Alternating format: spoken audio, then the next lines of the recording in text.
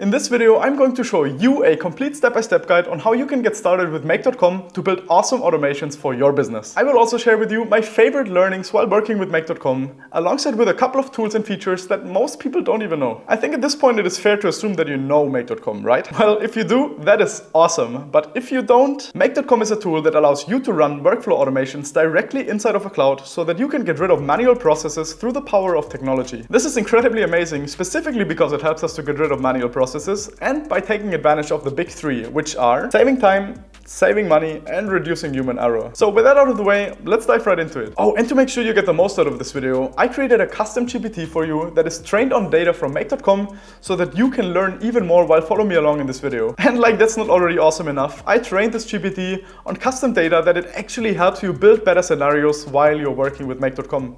And with that, I'm not only meaning that it gives you information, no, but it can actually create content that is meaningful and that helps you to build better scenarios in the long run so that you can build better automations in general for your business or your clients. To get access to it, all you need to do is head over to my resource hub, where I'm basically sharing all of my templates and resources and everything else you see inside of the videos completely for free for you so that you can simply download it and use it in your very own applications. To get access to it, all you need to do is head over to hub.integraticus.com, create a free account, and you get access to this resource and everything else I released on my channel so far. Now with that out of the way, let's dive right into it. To get started, we actually start outside of the platform on their Make.com landing page, which looks something like this. So in case you don't have an account yet, great, because I'm going to show you a little goodie that you may have not understood in the beginning when creating the account, or if you already have one. What we're going to do is we simply go to Get Started for Free, which is basically the landing page for you to create an account. And I'd like to highlight this hosting region, which is something I often saw as a discussion, because what it basically means is this setting decides where your data will be hosted. So if you are building workflow automations on Make.com and you're from the European Union, you most likely want to select EU here, because that tells Make that you would like to host your data on a server inside of the European Union, which is way better for you for privacy regulations and any other kind of data compliance you probably need to follow along with. If you're from the US, you simply select US, as it's probably better for that as well. And I assume it also does a little bit of something with latency. So obviously if you're from the US, the latency will also be better on the US servers. In case you're from Asia, it probably makes sense to just set it up on the European Union, or if that is too much data trouble for you or privacy trouble, simply select the US as well. I don't think you will see much of a difference. And that's it for the beginning, so let's simply log into it. Once logged into the dashboard, it will look something like this, probably not blurred out because you don't even have a scenario in the first place. So we are quickly going over a couple of important things. I'm not going to explain everything that's in the menu because it's pretty much advanced. But even though it is advanced, I will mention a couple of those things at the end of the video alongside with all of the other goodies I'm going to share. So the most important things you want to look at in this menu is the scenarios, the templates, and that's basically it.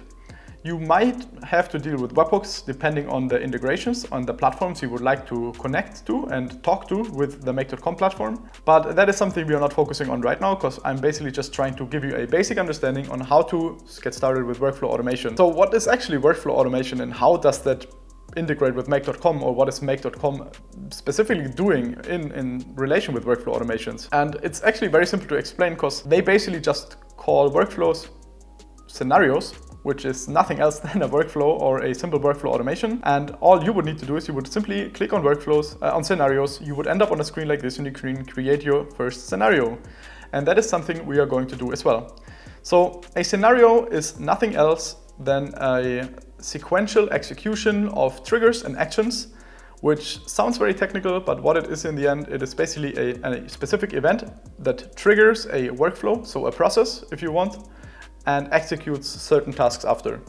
So let's assume you as a human, you have an online shop and the online shop gets a new order and you would like to send this order to your supplier, and you would like to also send this order to QuickBooks to record your accounting, right? So if they don't have a connection between, so they are separate platforms and let's say they have no connection between, you would need to do those things manually, right? You see a new order comes in, you would then take that information, you would send it via email to your supplier, and you would add that information manually into your accounting software. So with that, you basically also did a workflow, but as a human, which basically means you had a trigger, which is a new order came in, and you had some actions that you executed after that information, which means you contacted your supplier and you added the information to your accounting system. So in that specific example, we would have one trigger and we would have two actions. Trigger, the new order comes in, two actions, you send the information to your supplier and you add it to your accounting system.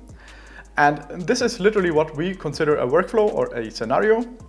And you will see that it's all built up in a similar way with some extra features at the end, obviously, as it gets pretty complex if it comes to massive automations. But let's not get overwhelmed with this. I'm going to show you everything in a very simple scenario using a very simple example. So obviously, since we're in the automation space, I'm not going to start from scratch, which I would have done now if I would simply click on scenario and create a scenario. I'm going to show you three main ways on how you can create scenarios. And obviously the first one you have already seen is basically just creating a new scenario and creating this thing from scratch.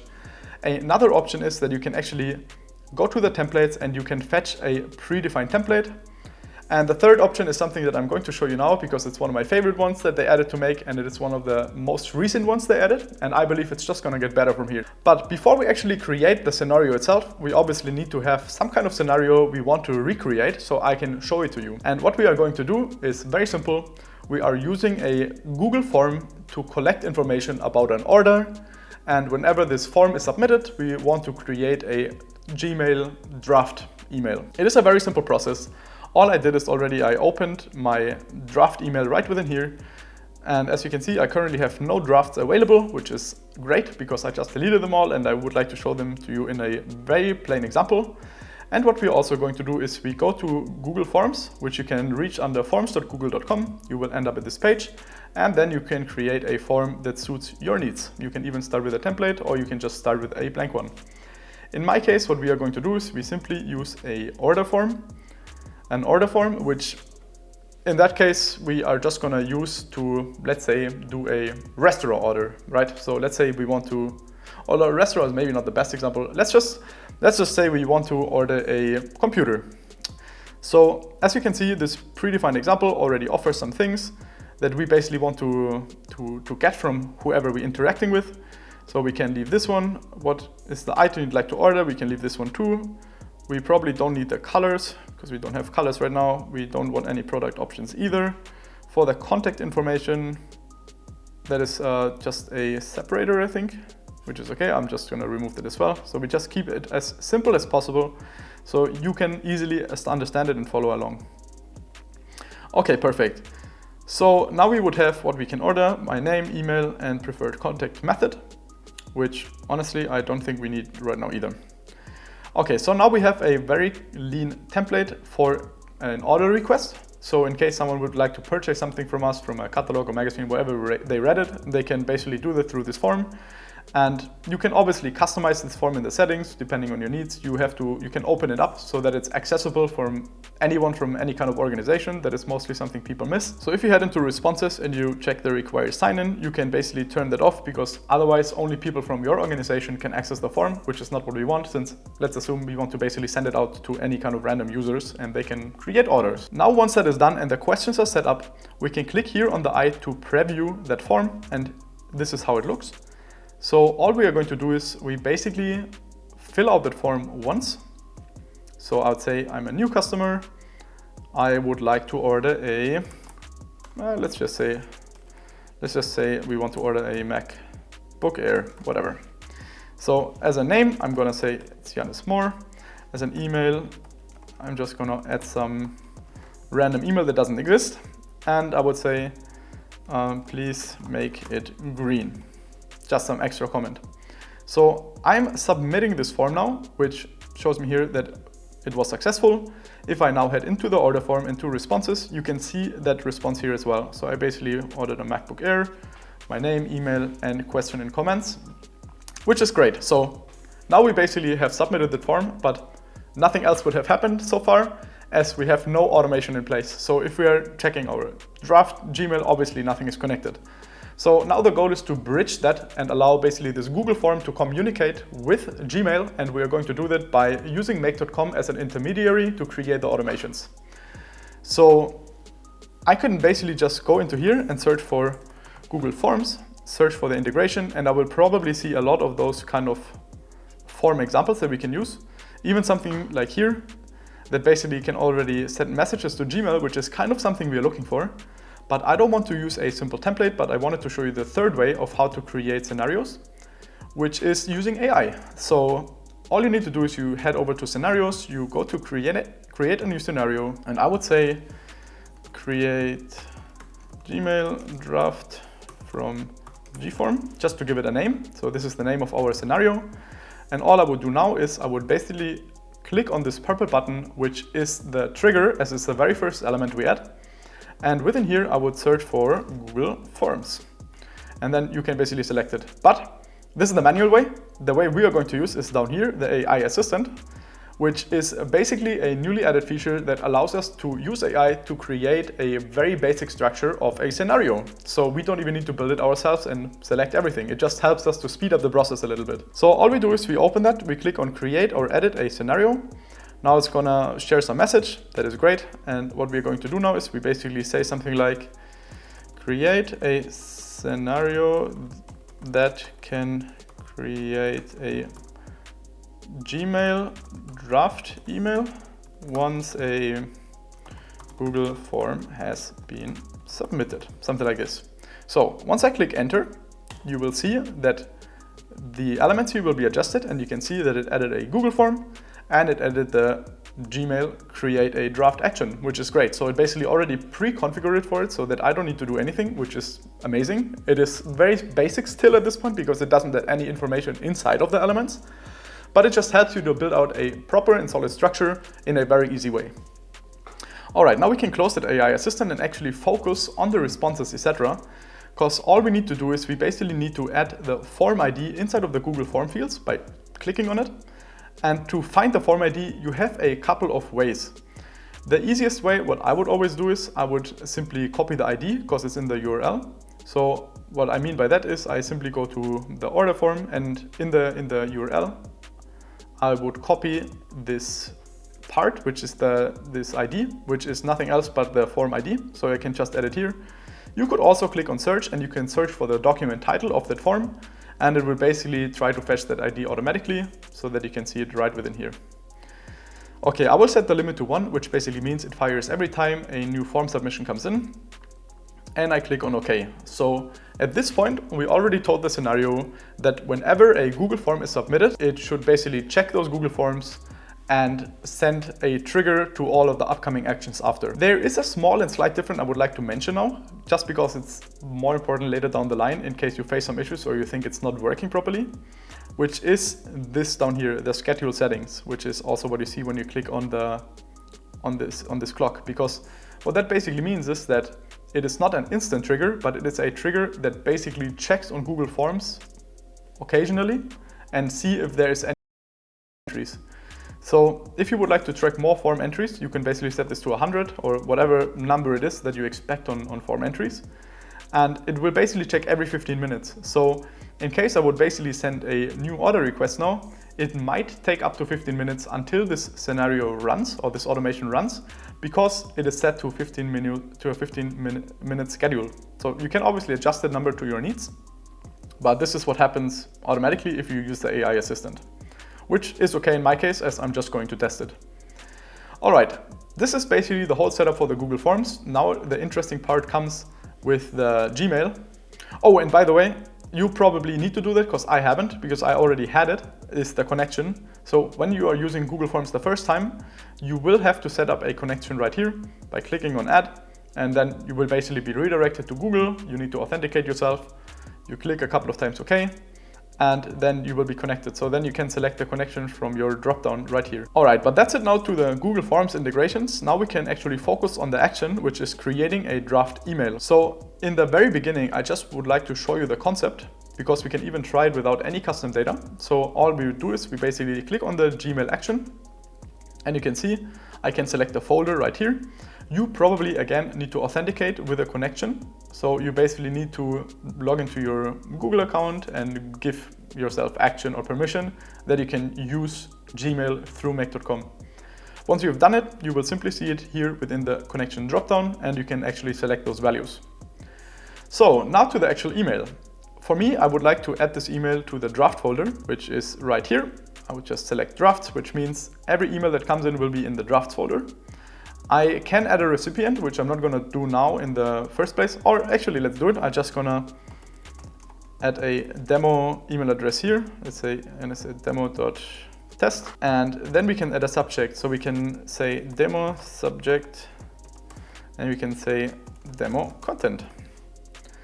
And as you can see here, we can use HTML text, which is something I'm going to show you very soon as well. And you don't need to freak out. It's going to be very easy, as we are going to use my custom GPT I created for you. All right, that's it for now. So all I'm going to do is I click on OK. I go to my Gmail. I check if I have any drafts. I don't have any drafts, which is great. So I simply right click it, like the Gmail integration, and I click on run this module only. And as you can see now, it ran. It shows green, which means it went through. Looking into here, I can see the input, which is basically the information it was sent through to this action, and what the action basically answered. So that is stuff you don't need to understand. It often just tells you some random information like ID. So it basically created an email for it and some more information. If there is something that gives you an answer, you obviously want to check that. It is the output, and we are going to use that in make.com using something called dynamic text or dynamic variables. And now when we head over to drafts and I refresh, we should already see a demo draft. As you can see here, it says demo subject and demo content, and it is set to Janis@demo.test. So congrats, until here we basically already have managed to connect both Google Forms, and we have managed to connect the Gmail account, and it basically creates already those emails for us. Obviously, as of now, they are not really helpful because it's just basic demo content. So in the next step, what we want to do is we basically want to add the actual information from the Google Forms into the Gmail action. And to do that, there are a couple of ways, and I'm going to show you the easiest first, along with the dynamic text and what they mean. So to actually check that, we have already submitted the order request. So what we are going to do now is we run that module once, or we run this module once, like the trigger, because that basically will fetch information from the Google Forms and display it here. And as you can see in the output, we can see answers, and it says stuff like, what is the item you'd like to blah, blah, blah, your name, questions, comments, and the email, which is great. So we basically have now all of the information that was sent by the Google form available inside of make.com, because it registered the information. It is right here, so we can use it in whatever actions comes after, which is just great. So to actually do that, we simply head into Gmail, and now we can adjust the content based on the dynamic text, as you can see here, because whenever I click into an input field, this pop-up comes, and there are a ton of values that we don't really need to focus on for now. The only ones that are important for now are the dynamic variables, which are those here, which is basically the information that we retrieved from the previous triggers or the previous actions, in case you would have multiple actions. So to actually set a proper title, we would say something like new order from, and then I can basically just add a name. So I would go to your name, I'll go to text answers, open the answer, and as you can see in the value, my name is written here. So I would simply click on the value, and it adds it right within here. So now we basically have a dynamic tag directly inside of our integration, which means this part will later display the name of the person who submitted the form. So I'm just going to format it here, and inside of the content, I'm for now just using some text content to actually display something. So we say, hey there, Janis, let me want to say a new customer create, or let's say actually a customer, because we don't know if it's new yet, created a new order. Here are the customer details. So now we can say customer name. So we can basically now go in here and select the same value again. Then I would say customer email, and I would now locate the dynamic variable tag from within this dropdown in here, which is this one. And I would also say the product I wanted, so just say product, and I would look for what is the item you would like to order, which is this one. So I click on that, text answers, and I select the value. All right, that's basically it. And now I would say also just some end greeting. Please register the order. So in case I want to send it to a VA or whoever basically takes care of the order process. So I said some greeting as well, and I click OK. So that's literally everything we needed. So basically now if I'm going to send this module as well, and we can try that now by actually running that scenario once. But just telling you, because for Google it's always a little bit special, as it's not an instant trigger. It doesn't wait for information to be sent by whatever service to make.com. It actually checks on Google Forms if there is a new entry. So if I would click run once now, basically nothing would happen, as this value would be empty, as the Google Forms has no new submissions.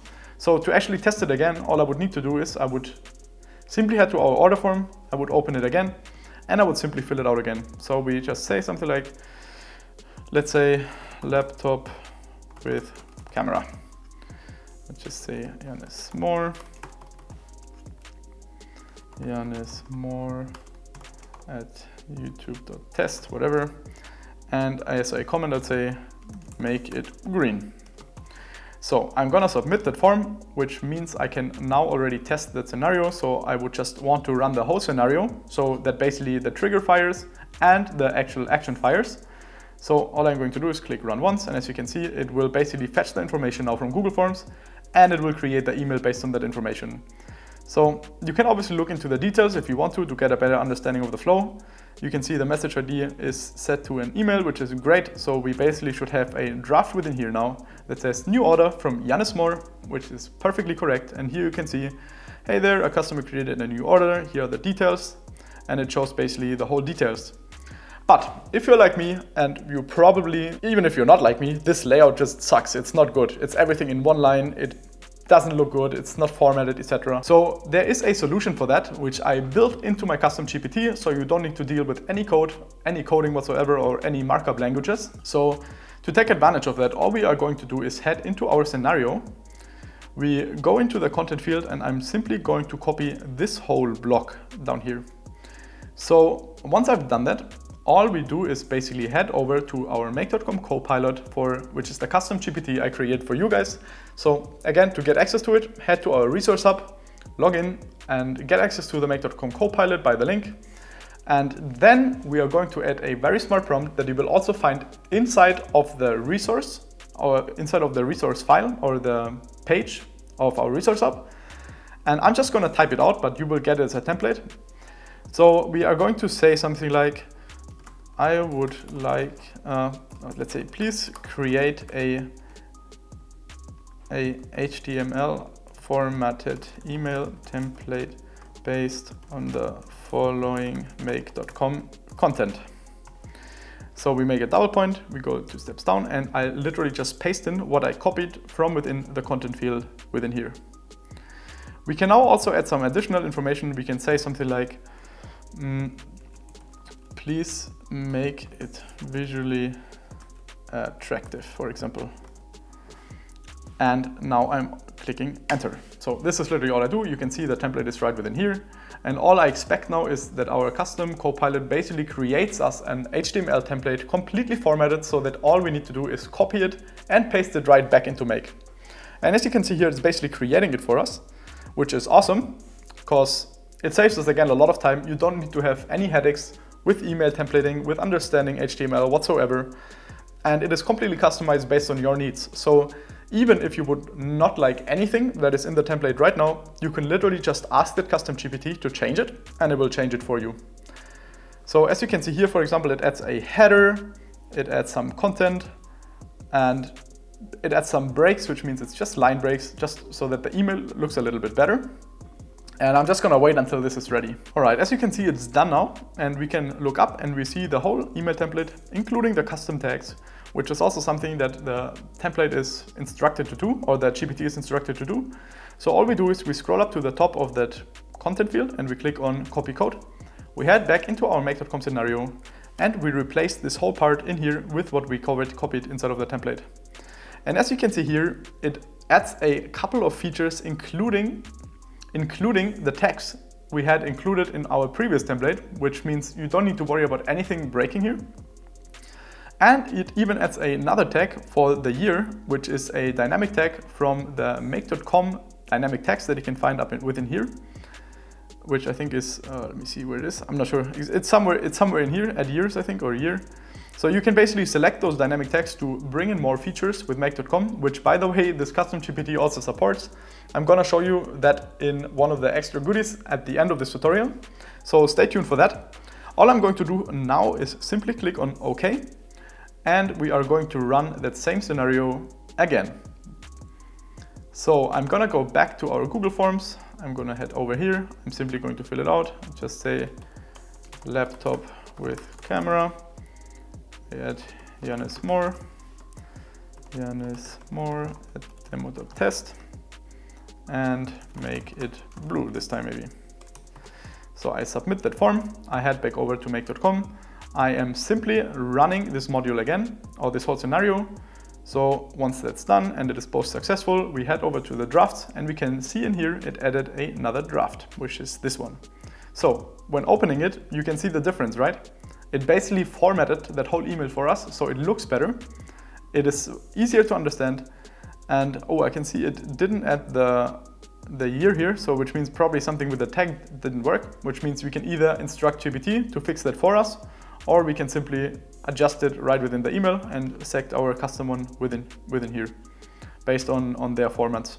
So you can say something like format date, where is it, I think, format date, and then you can just pass in the timestamp, and then it basically formats that for you as well. Exactly, but there you have it. It's basically just creating a properly formatted email. It looks good. It has all of the information from the form that we would like to send over. And all you would need to do is just verify it if it's okay, and then send it out. And the scenario did its job. So lastly, if you actually want to activate the scenario and if you want to save it, all you need to do is go down here to save, and you activate it here or schedule it right here, which basically means it turns on that scenario, which then again, in that case, means that every 15 minutes, this scenario checks on the Google Forms if there's a new Google Form submission, and then it will send it over to the scenario and runs it for you. So I suggest, in case you get a lot of submissions and it's not just once every day or whatever, you increase the limit here to whatever the submissions is that you would like to track, so you can make sure that you don't miss any. Now, in case you have downloaded, and if you have downloaded one of the scenarios from my site, it's probably already described there. I just would like to mention it here as well. So if you click on more, you can import a blueprint, which is basically the download that you can find within our resource hub. So you can download it, import it, and you can use it directly on the platform. So for now, we created a very, very simple scenario that basically shows you how you can connect make.com with whatever kind of apps you would like to communicate with, and just remove the need of you doing those tasks manually. Obviously, this is a very basic example, and there are tons of other features we can cover. So in case you would see more of them, definitely let me know in the comments if you would appreciate that, and I will surely make a massive tutorial about that basically covers a lot more of the spectrum of what make.com offers, because there is a lot, especially talking about tools and the variables that you can set and do if-else statements using routers, etc. So there is a lot more to learn, and like I mentioned, in case that's interesting for you, feel free to drop me a comment, and I'm very, very happy to look into that. For now, I would like to share with you a couple of more goodies along the way for the people that have already worked with it and for the ones that haven't worked with it, because it will just save you tons of time. So let's, for example, get started with the first one, which is that you can use the custom GPT to actually modify dynamic values, which is really awesome because you don't need to create those formulas yourself in case you don't understand them. So let's, for example, assume we have an email here, and I'm just gonna change that here somewhere. Let's say we have the name here, right? And I would like to replace something in the name. Let's say I want to replace the spaces between first name and last name with an underscore or a dash. So there's the possibility of using the make.com variables to do that. But if you don't want to go through them and figure out how exactly they work, it is also very easy to use the custom GPT I created to do that for you. So in our case, let's say we are going to create an email where we say we would like to change my last name. We want to replace the spaces with dashes. So all I would basically do is I would copy that whole part of the dynamic tag, and I head over to our custom GPT, and I would now ask it the following. Please adjust the following syntax, the following content syntax,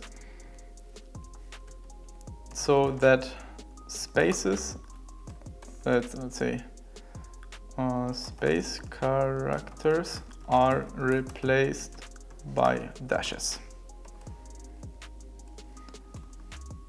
So within make.com, just to make sure.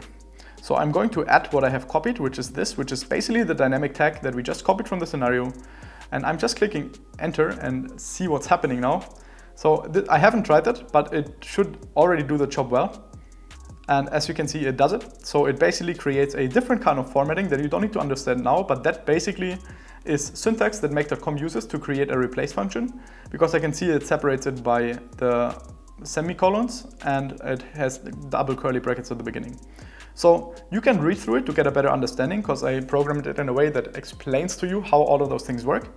But I don't need that, so I simply copy it. I head over to the make.com scenario, I replace what was in here before, and I paste what I have pasted now. So as you can see, it has replace here, it added the value in here, and it has a dash, and it replaces a space. So this is, I would say, nearly correct. There is one small detail that I didn't mention, because spaces in make.com are naturally replaced by nothing, like they don't even exist. That's why under the binary function, they have a keyword called space, which you can simply select and add in here to make it visual. So that is something I could probably even teach the custom GPT, but just for you, there are a couple of keywords that are more tricky, which are those tabs, line breaks, etc. But this is very good. We see it now, so you can understand it. And I just click on OK now, which means if I would trigger that as well, and I can also manually do that. Now, obviously, I'm prompted to add a couple of things if I want to manually send it. So let's say we want to add our name. So I'll just add, again, Janis Moore with a space in the middle, as you can see. I add my email, say janis@more.test, and I will add a order. So let's say computer. So if I press OK now, it will basically trigger only this action with the information that I just sent. As you can see, it's correct, it worked. If I go here, I should now see another draft. And if I look into it, you can see that the space has been replaced by a dash. So in that way, you can basically use the custom ChatGPT tool to actually generate more advanced variables for yourself. Obviously, in that case, it made a mistake with a space, which is only the case for a couple of characters, like I showed you in the list. So if you go to here in the A, you will basically see all of those characters that are more tricky to work with. But yeah, that's it for it. That is already more advanced, and I hope this is helpful for you, because it should probably be allowing you to actually build more advanced workflows. And this is number one of those goodies. So there is another goodie that I would like to show you, which is also slightly more advanced, but it's going to be very interesting if you're working with webhooks and you actually expect information back from make.com. So I made a whole video about that as well, so I'm going to link it up somewhere here, which basically allows us to not only trigger a scenario, because make.com builds scenarios to be asynchronous, which means that whenever a trigger fires, that trigger only responds back accepted based on the webhook, and then it executes all of those actions afterwards in a completely separate process, so that you as an initiator of that trigger basically never sees that information. So that might sound a bit complicated, but it's actually very easy. So I'm going to show you here. When I create a new scenario, let's say we just call it test webhook, and I'm going to add the webhook with a custom webhook right within here. Let's just create a new one. Let's just call it test webhook. I click on save and create the URL. So as you can see here, there's a dynamic webhook. I copy that one. And if I now paste that one in the browser by running this module, I can just run it once. Let me just do OK. So I can run it once, and I'll just paste the URL inside of the browser. It will throw me an accepted back, which is literally all I get as an answer. But as you can see, it triggers that scenario, right? But there's nothing in it, obviously, because it's just a browser request. So, but for the fact that we just get an accepted, which means the scenario has been accepted, but it has not sent any information back. So there is actually a way of doing that and sending information back, which is very, very interesting and helpful in case you're building scenarios where you require an answer from something. So you want to do some formatting, you want to get information from another source, and you want to send that information back. You can do that by simply adding another webhook module at the end of your workflow. So whatever you want to build, you build basically in between, and at the end you add another webhook response. You add status code 200, and you add whatever information you would like to send back. In most cases, I would like to send back a JSON. If you don't know what a JSON is, I made a full tutorial about that, which explains everything about JSON. So definitely check it out. It's worth it, and it's really important if you want to understand the basics of automation. And for my case, I'm just going to send back something interesting, like let's say order item, and I'm going to send back laptop to keep it just very static and simple.